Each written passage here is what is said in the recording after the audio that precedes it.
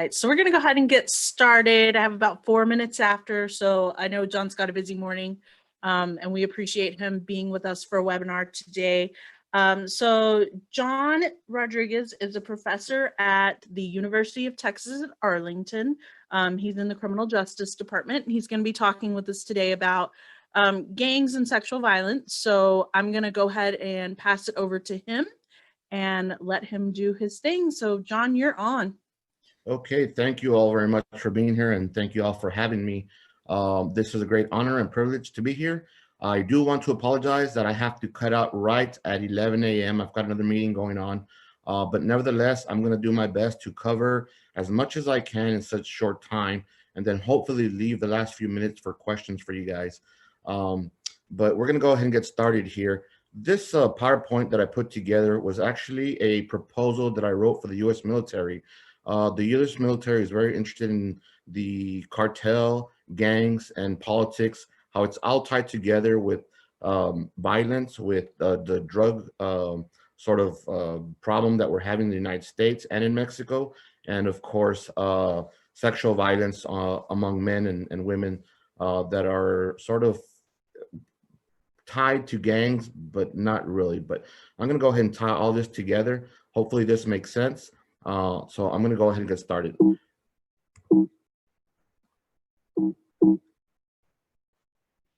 Okay, like I said, this was written for the U.S. military.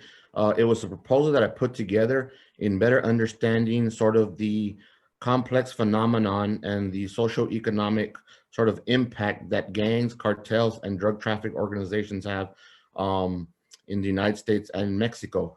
Most of my work that I do is in Mexico and in the United States. However, I've also worked in almost every country in Europe and North Africa. So I've got a lot of experience when it comes not just to gang culture, but gang culture across the globe, if you will.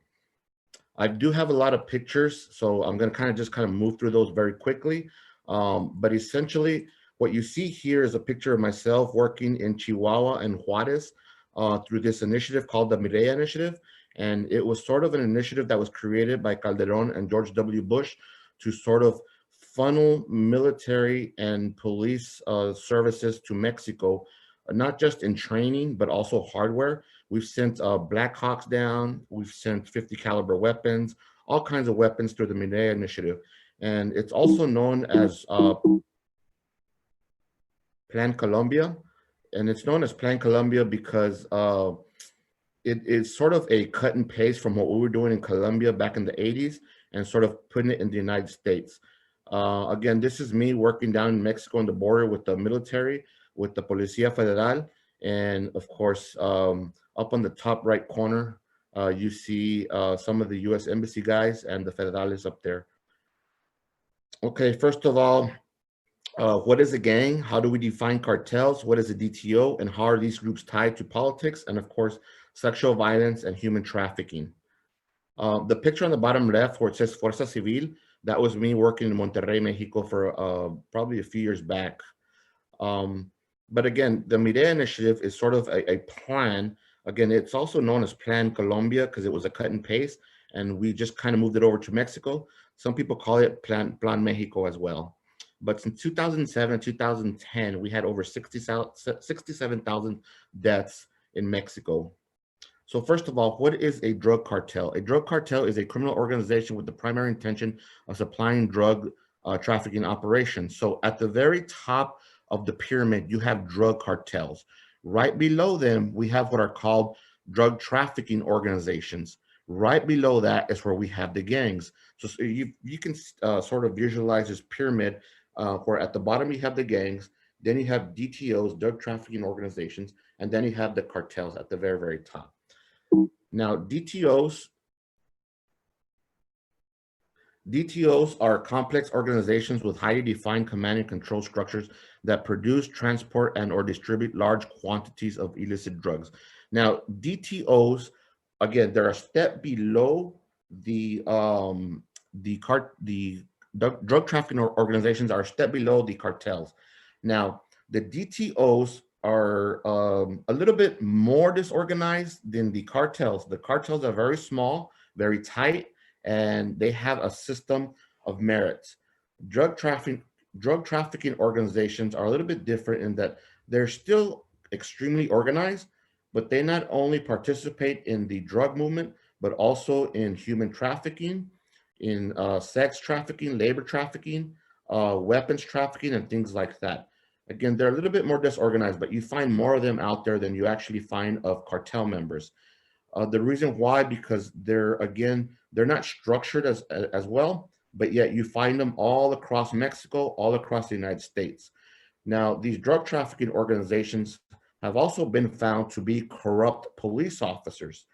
These are small groups of police officers that work sort of in concert with the cartel members.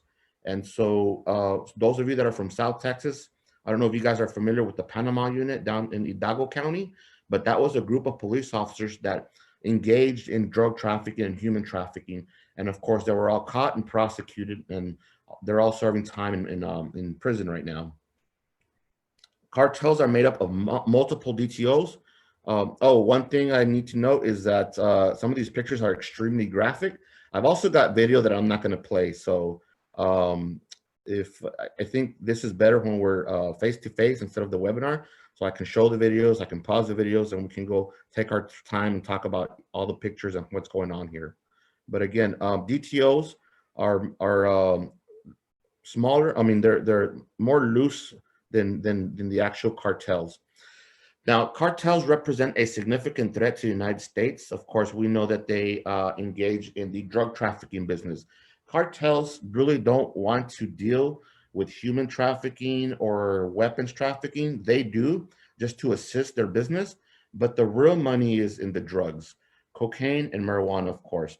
And I tell my students all the time at the university, you know, people always talk about Mexico and its problems and the things that are going on, especially with the drugs and the violence and the kidnapping of women in Juarez and other parts of Mexico. But I tell my students often, it's really just a simple law of supply and demand. If you think about it, who demands the drugs? People with money, Americans. Well, if you have a demand, there's going to be a supplier. Originally, the cocaine was coming from Colombia. Colombia was making way too much money, and they were being hit hard by the US government and other governments across the globe on stopping the cocaine business. Because of that, they moved their organizations to Mexico, and they found people to assist them to move drugs to the United States. The DTOs were starting to notice that, hey, there's money to be made with drugs, but then there's also money to be made with women, with labor trafficking and sex trafficking. And so all this is sort of interrelated together. Of course, we know that there's high instances of violence through the alliances with local street gangs.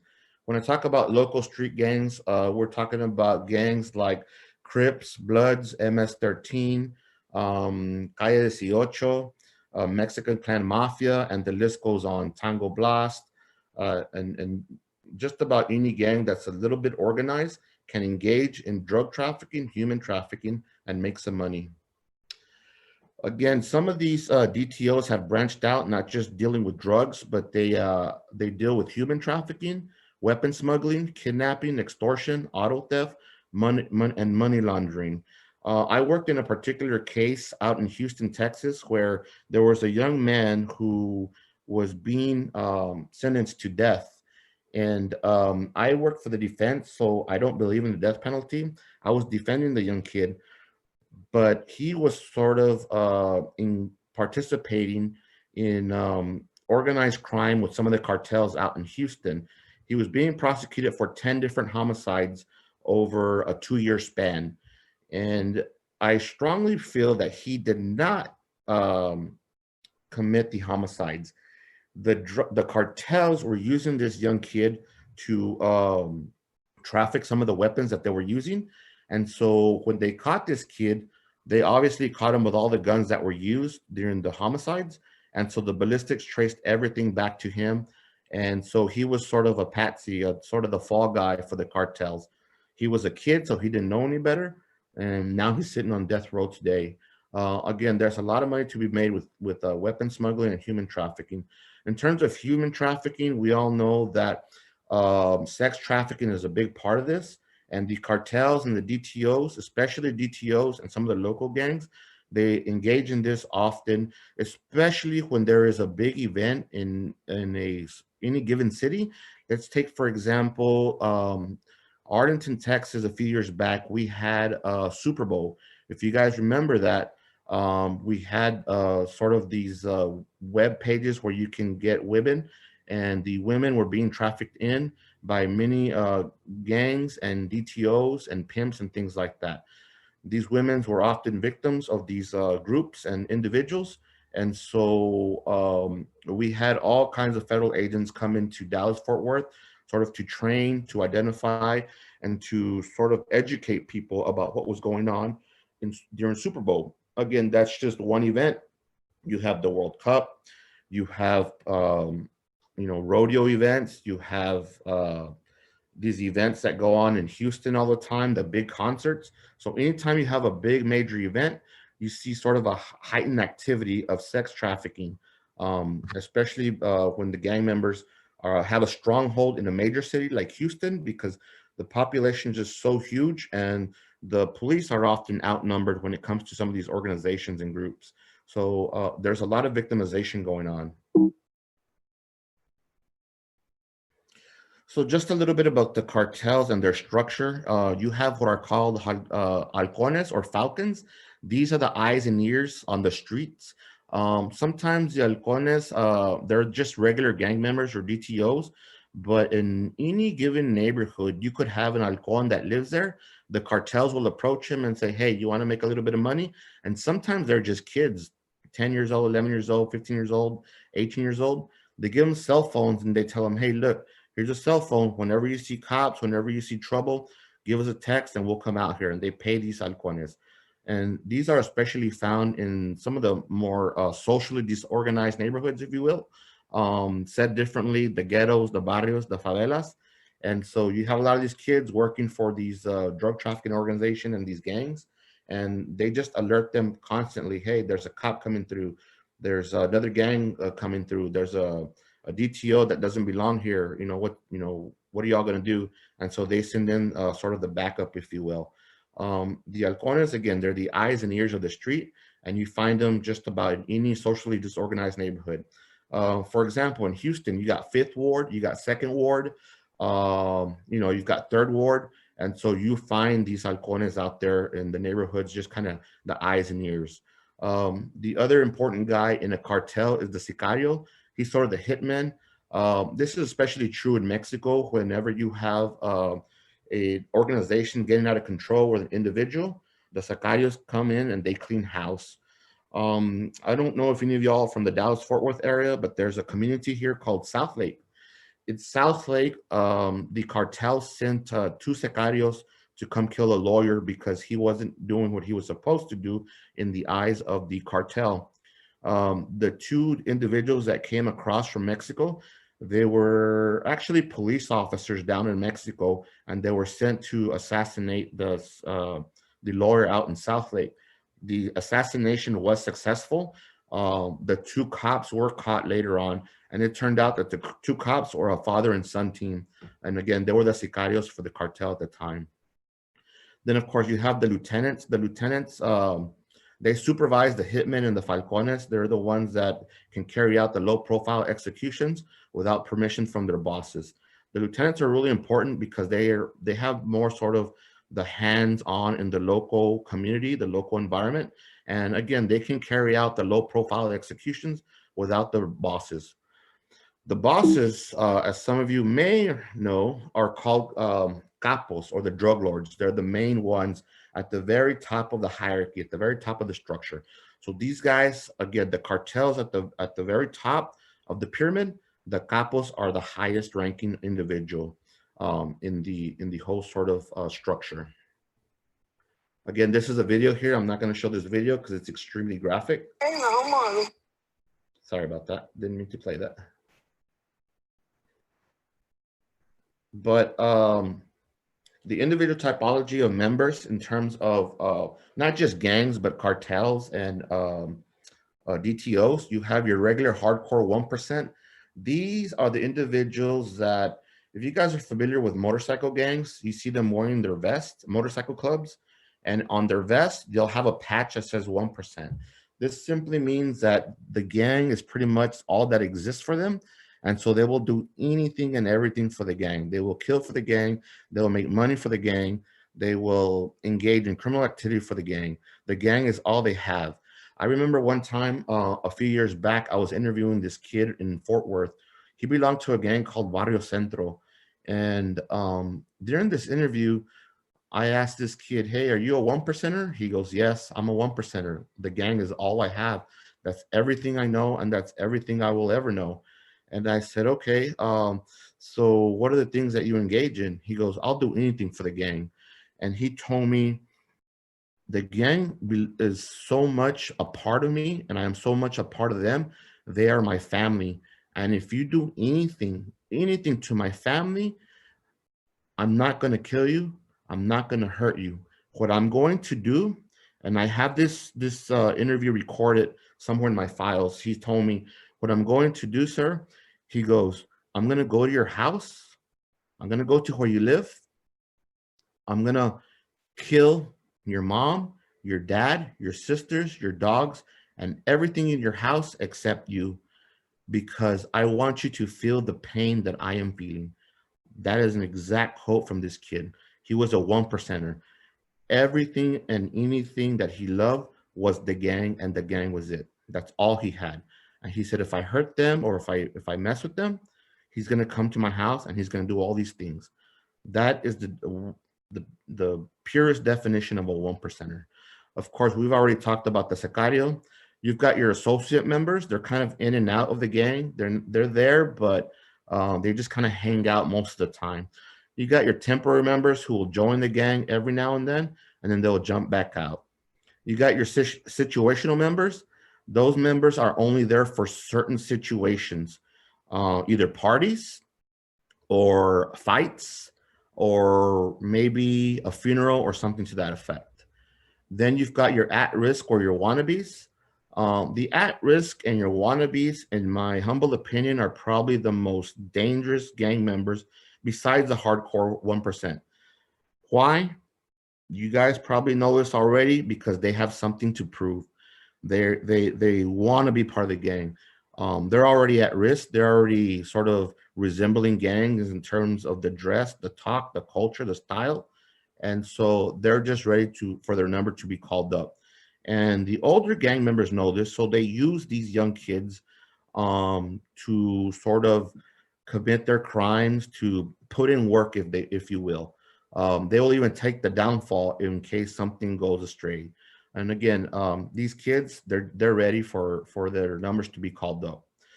Then you have your veteranos, the veteranos, or the OGs, if you will, the original gangsters. These are sort of older statesmen. They've already put in their work. They put in their time. There's no particular age number that's set to the veterano. You can be 19 and be a veterano because you've been putting your work since you were 10 years old. You can be 30 years old and you're a veterano. Sometimes if you go to prison, state or federal prison, and you come out, you're automatically known as a veterano because they know already that you served your time. You've got your auxiliary members. These are like the halcones. They're kind of there, but not really.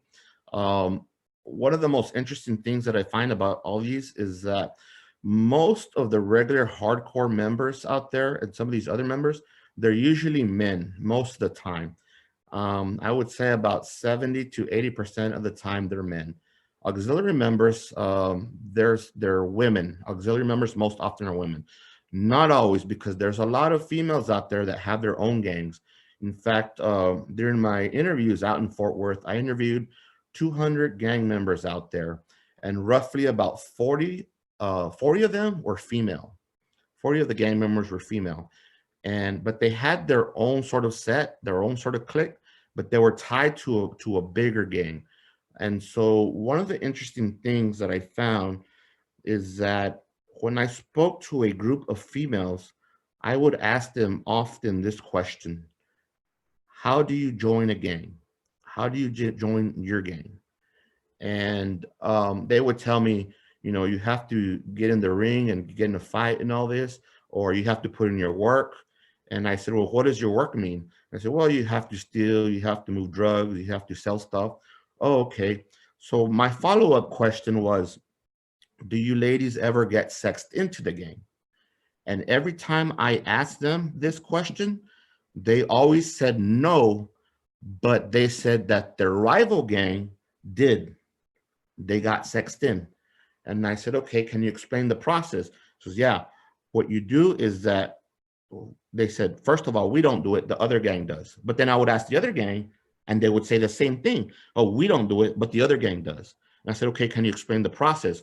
Well, essentially, if, for example, if you're gonna join the MS-13 gang, you have to sleep with 13 guys. And every group had a different rule. You had to sleep with the leader, and you had to sleep with three lieutenants, or you had to sleep with 5 soldiers, and then you would be part of the gang. So again, this is part of the sort of sexual violence that goes on within gangs, and it's sad, but many times these females, they come from broken homes, they come from families that really it's a cycle of poverty, a cycle of violence, a cycle of sexual abuse. And I not only see this in women, but I often see it in men as well. In fact, I just finished a case in Lubbock, Texas, where this young kid, African American kid, was a Crip. He's sitting in county jail right now. He hasn't been prosecuted yet. But essentially, he was in jail for 2 things: one, selling crack, and two, for committing a sexual violence on his younger cousin. Well, this kid that was incarcerated at the Lubbock County Jail, um, he also was a victim of sexual violence at a very young age. And you sort of see this pattern. And it's sad, but many of my cases, when I'm in court, you can see where this kid, before he was even born, I asked him, "What were your parents like? What did they do?" So my dad, I hardly ever saw him. My mom was always strung out on crack, um, but that's what they were doing before I was born. And I asked that question because I always want to think about how the brain was being developed while they were in the mother's womb. And when the women are smoking crack, drinking alcohol, which, by the way, alcohol is way worse. It does way more damage than all the other drugs when the child is in the womb. So I can already tell that there's going to be a lag of brain development.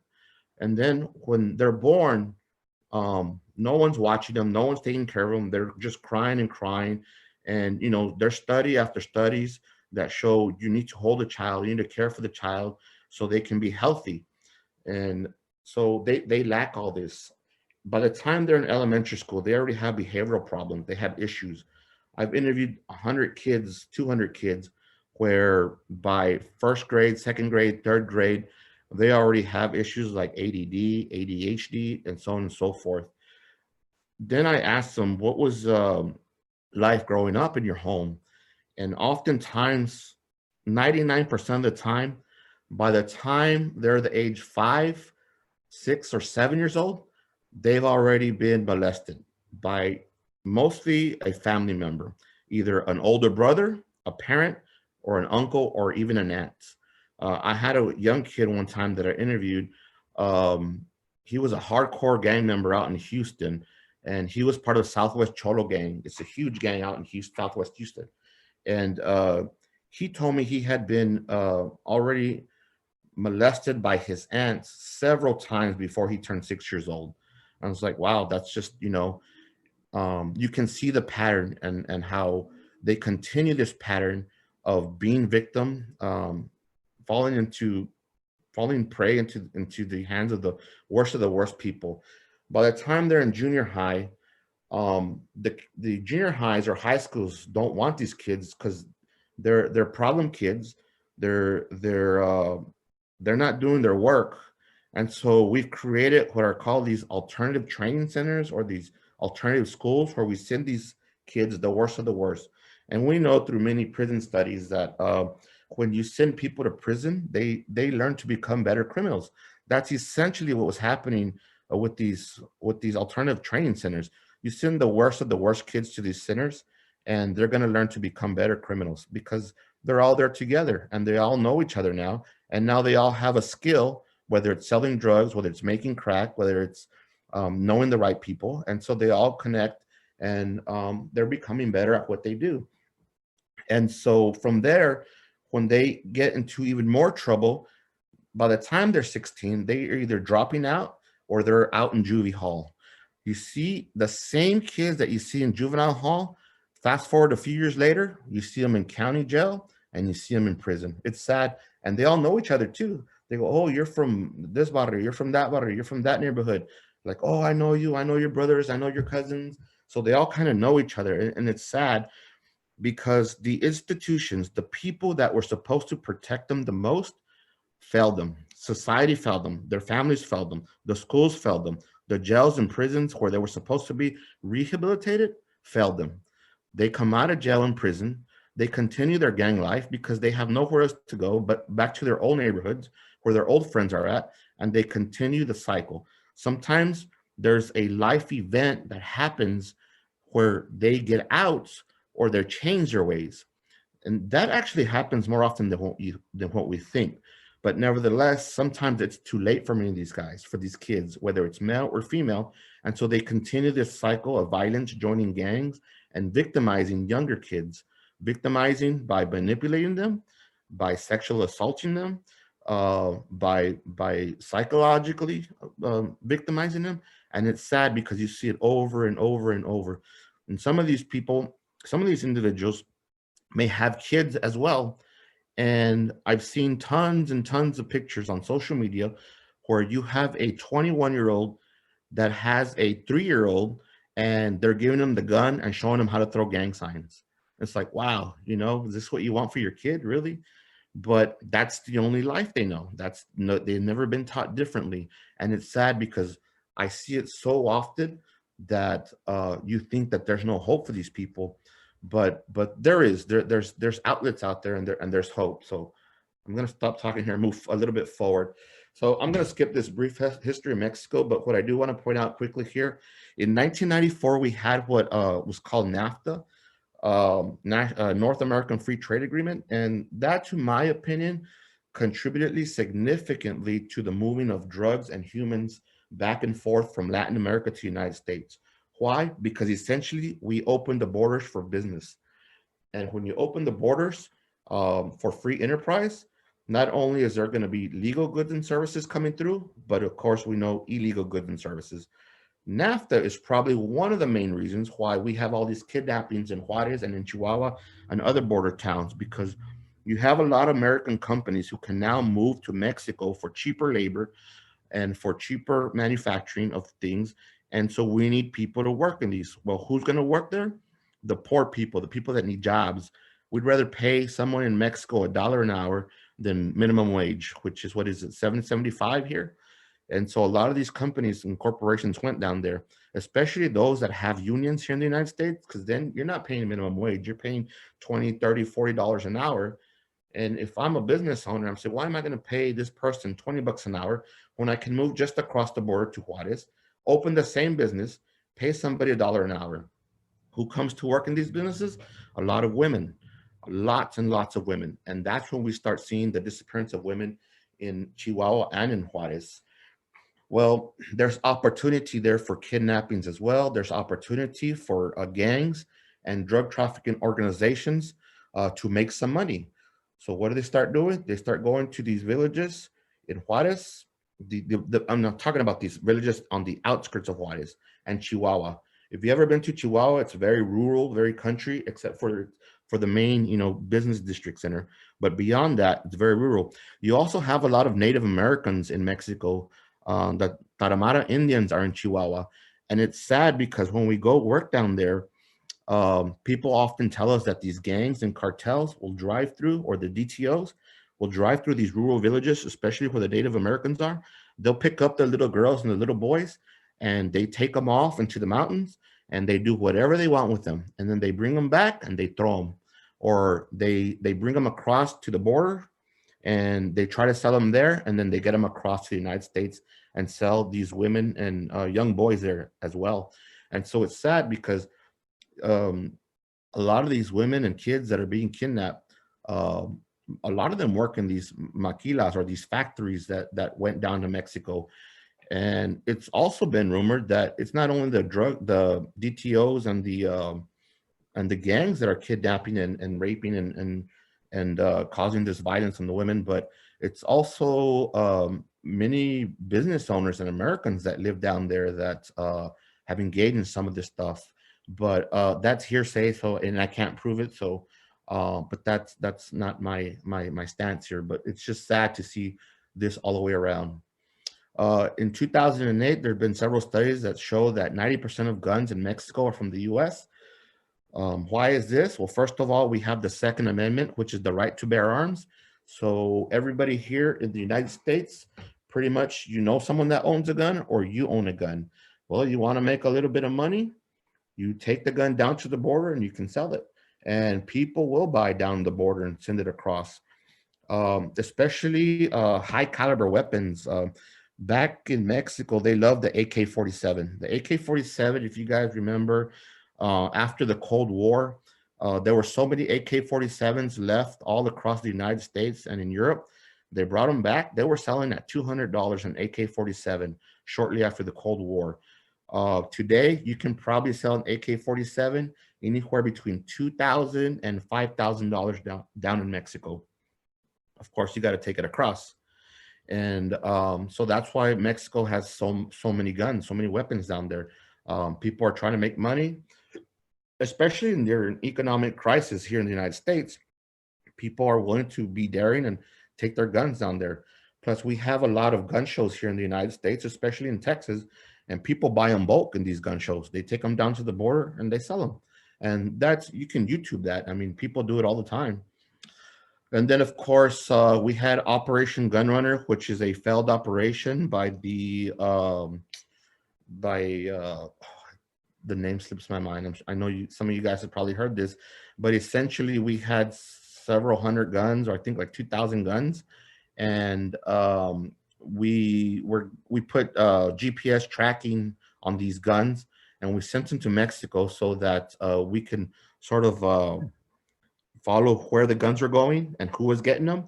And I think in theory it was a great idea, but then later on we learned that we forgot to recharge the batteries on the GPS, or the batteries died on the GPS. So we essentially lost all the guns in Mexico. 2,000 guns, we could not recuperate. And so it's sad, but that happened.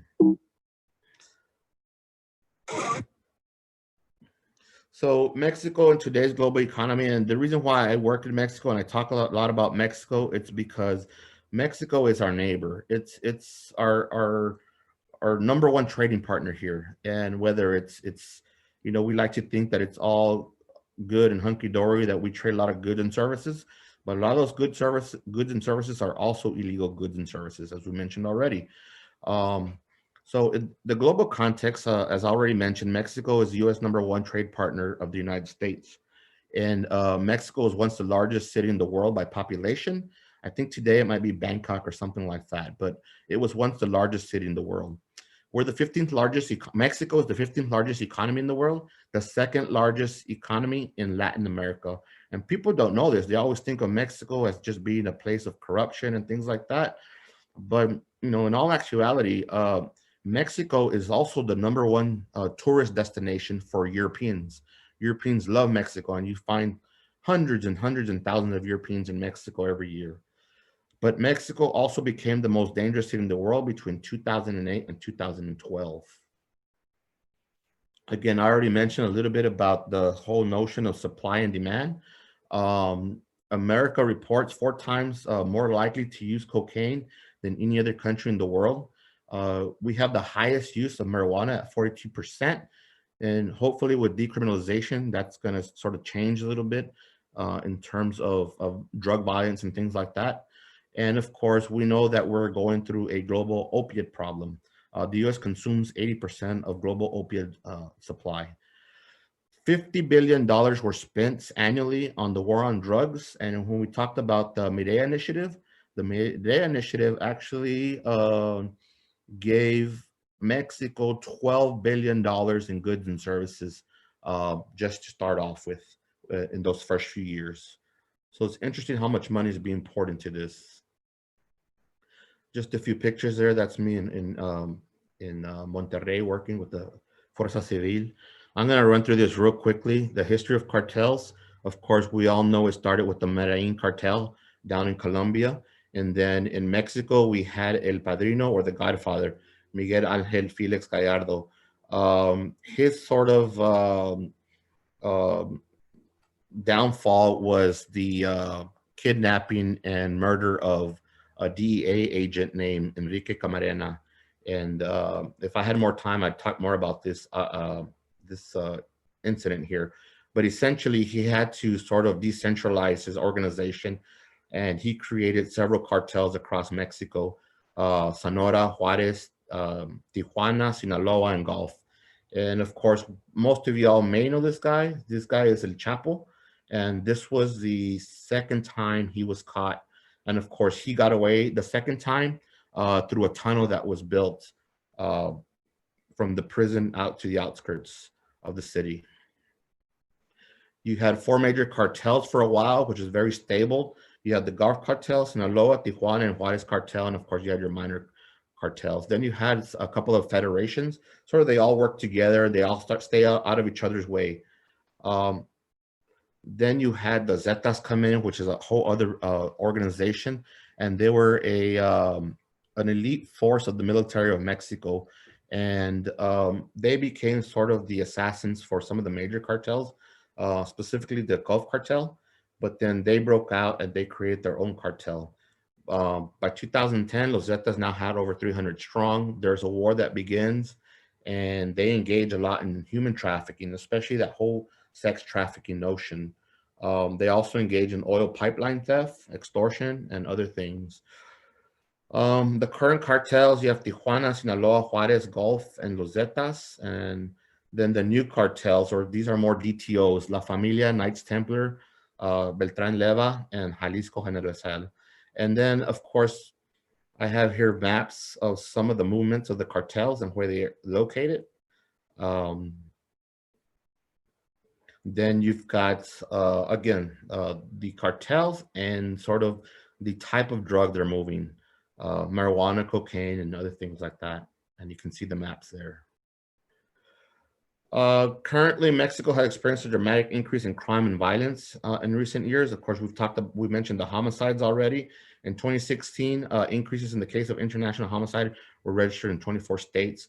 And El Chapo, of course, is arrested and extradited, and he's currently locked up in Colorado. Now, here's Mexico in comparison to countries that are at war right now: Afghanistan, 21,000 killed; Iraq, 81,000 killed; Mexico, 164,000 killed. And here's sort of just the map that shows a little bit more in depth throughout the years, the killings, the violence, the extortions, and things like that that are going on. And here's the homicide rate in Mexico. As you can see, in 2006 and 7, it sort of dips and then it starts going up, and it's going up again today. Now, their involvement in the United States, you see some of the major hotspots. You see South Texas, Houston, Dallas, and El Paso, and of course, other parts of the country. Here's sort of more activity, what's going on, sort of a deeper sense. And of course, because there's so much activity, law enforcement is just overwhelmed. They can't keep up. I'm going to go ahead and skip some of these maps because we're getting close to, I think, question time. We've already mentioned that they engage in strip clubs, meat markets, human trafficking, arms trafficking, biocrimes, and oil pipeline theft. Do not want to show that. And again, this is all tied to politics and things like that. Gangs 101 is sort of tied with the DTOs and the cartels, but this is more localized. This is probably more what we see in our local news. Cartels, they don't want violence. It brings attention to them. It doesn't look good on them. DTOs, they can care a little bit less about that. They're like, yeah, we're going to take care of our business so that we can keep moving operations.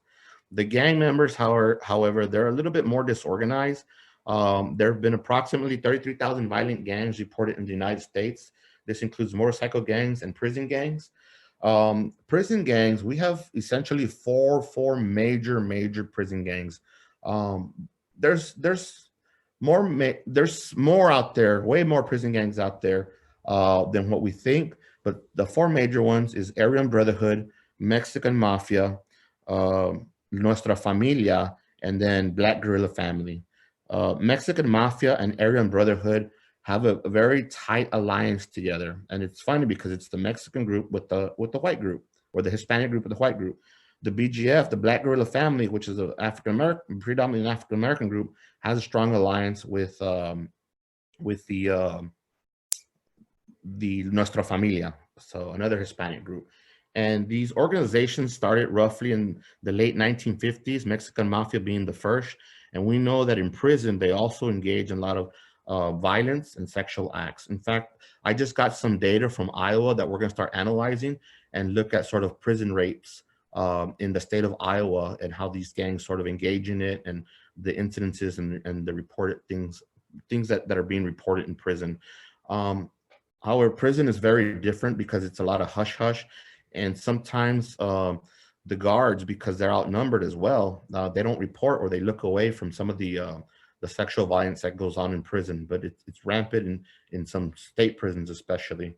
But again, we have yet to look at that data. So I'm just going to quickly go through this because I think we're running out of time. There were 160 violent gangs that were reported by the FBI. You guys are probably very familiar with the MS-13 gang. MS-13 gang actually started in the United States, with the membership being El Salvadorian nationals, but it is an American gang. And then we accidentally made the gang much bigger and stronger through our deportation policies. And they too engaged in some of the most active human trafficking and sex trafficking rings that we've seen throughout the country. Not just in trafficking, but also the violence, the sexual violence that they cause on some of these individuals out there. And these are just definitions in gangs, but I think I'm going to stop there. There's so much more that I wish I could cover. Here are the types of prison gangs. These are some of the extremist groups also that I would like to cover if we had more time. This is sort of gangs in the United States here, and some of the things that went on from the early 1800s. I'm sure some of you guys are familiar with the gangs in New York, all the way to contemporary gangs and how globalization is changing the game. The other thing that I wish I could cover right now is the trafficking of these gang members. I'm sorry, of the victims. And here we go. Here's some stash houses down in South Texas, and some of the things that they're doing is the stash houses. These individuals are victims of human trafficking. And of course, there's a lot of women also, and they're essentially used for sex trafficking. I'm going to go ahead and stop there because I want you guys to ask questions, especially if you have questions specifically related to my research.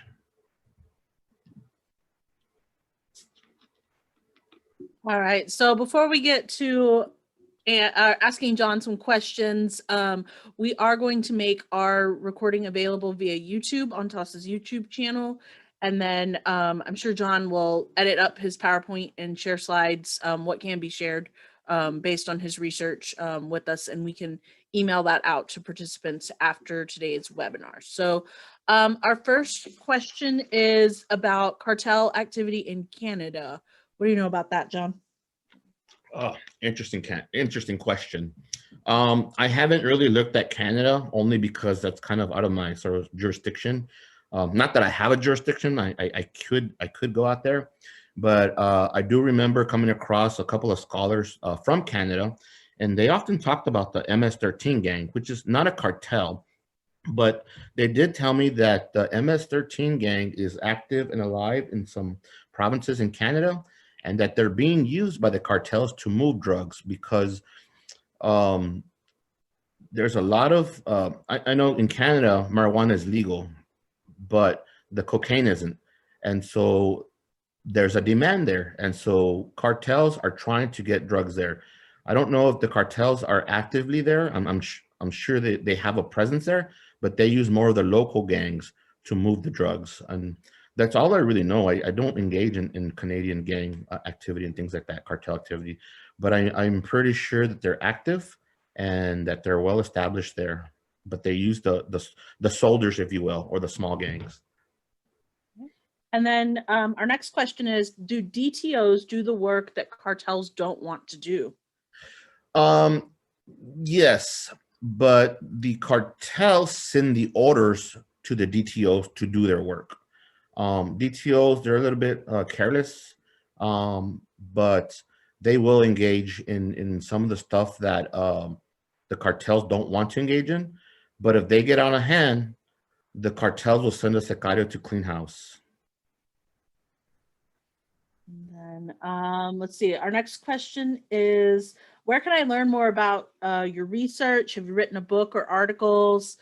This was incredible. Thank you for this wealth of information. I'm currently working on my first book on cartels and gang activity and things like that. You can find some of my work, I think, like on academia.edu or just Google Scholar. Most of it's pretty dry and boring because it's all number crunching. And I get excited when somebody looks me up like, oh, wow, somebody read my paper. But I think I need to work on something that's less academic and something more like I showed you guys today, because I think that catches the attention of a larger audience. But yeah, I'm working on my first book, so hopefully within the next year or so we can get it out.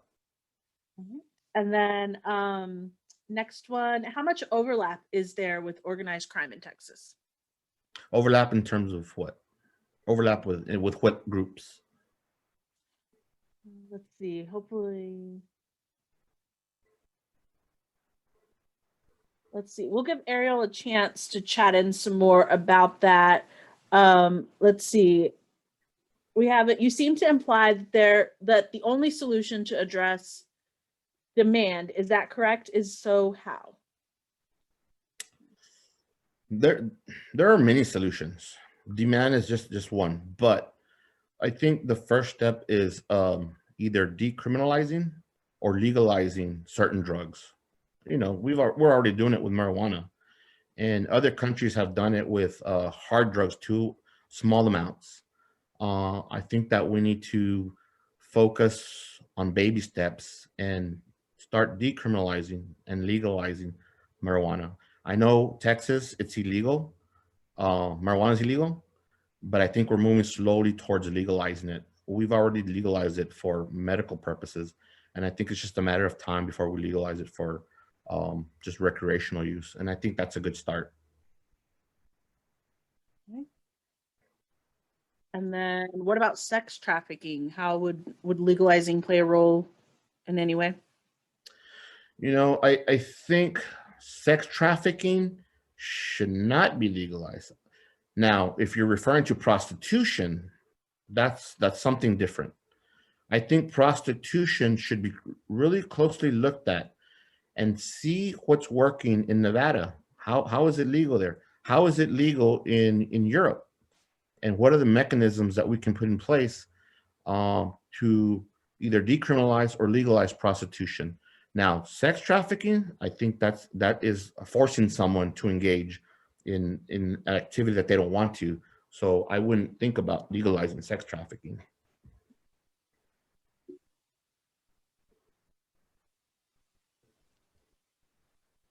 We have a question from Angela. If you have rescued anyone from gangs who are young and have been sexually assaulted, are they willing to share information with you?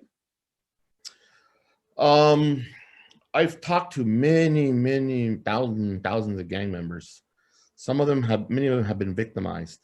I've been fortunate that I see them years later with good jobs or going to school at a university, and they'll tell me, even kids who were not gang members, who were in a rough spot, that were in college, they often come to me and say, "Sir, I don't know if you remember me, but you pretty much saved my life. I mean, you spoke about opportunities and how we can get out of this."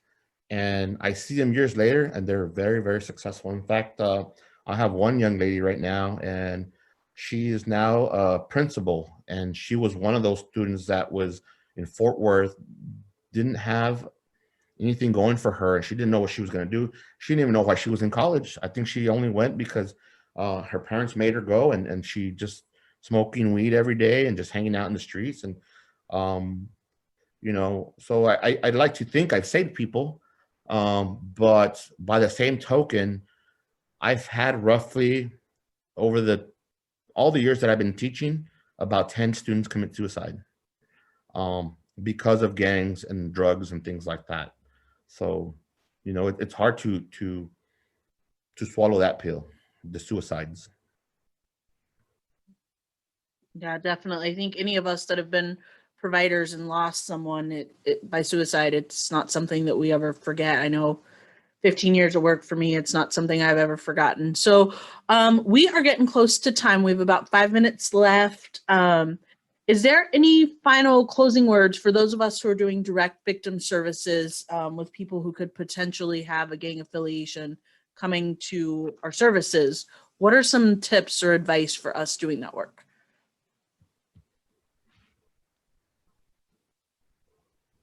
Is that a question for me? Yes. Oh, I'm sorry. Can you repeat the question? So for those of us that are doing direct service work with survivors who may have some sort of gang affiliation, what are some tips or advice for us to help them move forward in a positive way? I think getting to know them on a very personal level, connect with them. Um, I always tell my students, everybody has a story and everybody wants to share their story, but they really don't have anyone to listen to. Be the ears, be that person, hear them out, talk to them, connect with them. And I think you'll make a very solid impact on them. But I also want to say, as providers, take care of yourselves as well. You guys see the worst of the worst. You guys deal with people having issues and problems and dealing with drugs. You guys need outlets as well. Find something that releases your stress. Find a positive outlet, whether it's exercising, whether it's hanging out with friends. I think you guys need that just as much as the people that you help. All right. So thank you everybody for being here today. We have a couple minutes left. Um, John, do you mind us sharing out your email for participants by email to them? Yeah, I don't mind. You can give them my university email. Okay, perfect. And if y'all have any other questions about upcoming trainings that TASA is doing, feel free to email me at cgarcia@tasa.org. We have a few more webinars for the month of December, and then we will be wrapping up this year's worth of training. Don't forget to like us and subscribe to us on YouTube. That's where we put all of our training videos, of course, pending any technical difficulties with the recordings on Zoom. So we have a lot of thank you, very useful information. So, and like I said, John, we appreciate your time and being here to do training with us today. Thank you all. Appreciate it. Thank you. Bye-bye. Bye.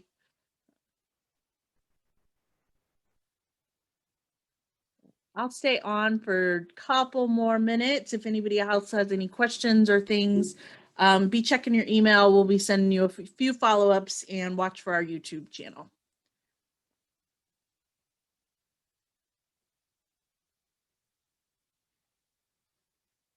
The email, if y'all just send it to cgarcia@tasa.org, or if you want to subscribe to TASA's emails, you can go on our website and fill out the request form.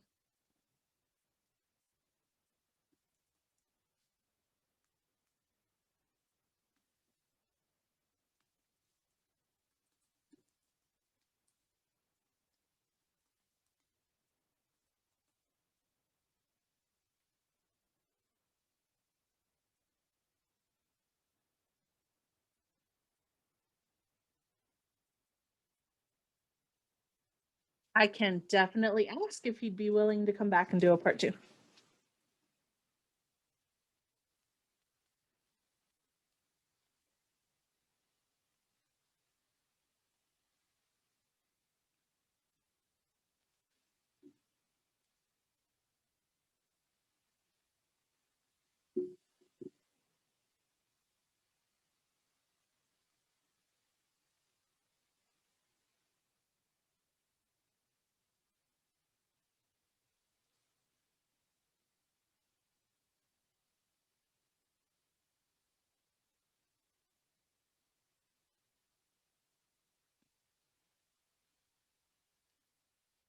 right.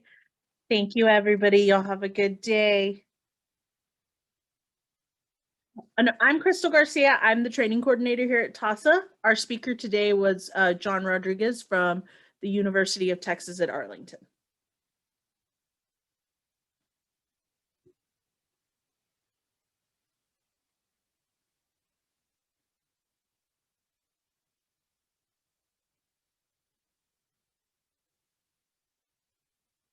My cat likes to join us here on YouTube.